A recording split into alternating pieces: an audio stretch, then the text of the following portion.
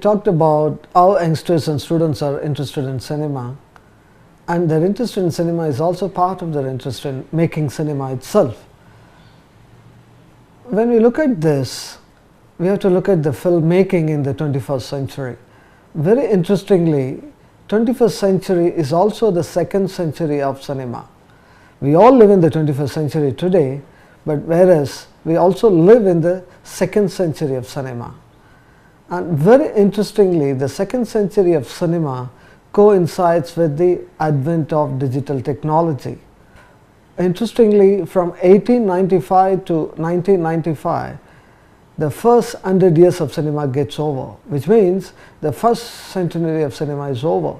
The second century of cinema starts at 1995, which also beautifully coincides with the advent of digital technology. You know, with the advent of digital technology, in the last 21 years, the cinema has seen the sea of change. The kind of changes which has not taken place in the first 100 years has taken place in the last 20 years. That is the impact of digital technology on cinema. That's the reason why youngsters and students, their interest in cinema transcends the appreciation of cinema to producing the cinema itself. But with the digital technology today, we have seen people are making films through their mobile phones. In fact, there were films made with smartphones were shown in the big international film festivals. There's a film called Tangerine that was shot entirely by the iPhone, was shown with many big films by many big masters in the competitive section of the film festival.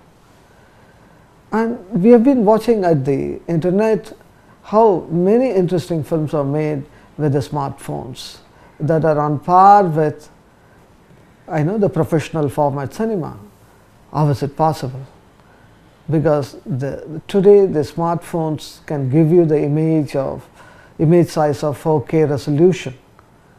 So if you know how to use it, and there are many interesting rigs, attachments, with that, with a small mobile smartphone, you can attach a huge lens and take a tele shots. You can take many interesting traveling shots, moving shots, and you should know how to exploit it. So that way, people today think filmmaking is very, very easy. In fact, that's where we make the biggest mistake. The digital technology has not made filmmaking easier at all. Maybe it has made access to the film technology or access to the technology of producing a film easier, but definitely not the filmmaking itself. As I told earlier, the filmmaking basically is still telling a story, how to tell a story. But in what way the new digital technology helps you to tell a story interestingly? Still you have to think of an idea, you have to think of a story, you have to think of a format, you have to think of various techniques, how to engage the viewers for the 15 minutes or the 10 minutes or whatever the length of the film which you want to make. For that, the digital technology is not going to help you at all. It is almost like saying, with the advent of the computer, anyone could become a writer. No. How can you become a writer just because you own a computer? You should know how to think of an idea. Again, you have to think of how to tell a story, how to use the words to form an interesting sentence, or using of an interesting sentence, how to bring out the characters, how to describe an event. The same thing applies to cinema also. You might have all the cameras, all the lights, simple techniques, but that definitely is not going to help you to make an interesting film. Even today, to make an interesting film, you have to first thing, you have to have an idea, then you have to write a story, then you should know how to convert the story suitable for the film medium so that you hold your viewers, audience for the 10 minutes or the 15 minutes you want to make your film. That way, how do we learn filmmaking in the 21st century? Because I have a camera, I have lights, I want to become a filmmaker. What stops you from becoming a good filmmaker?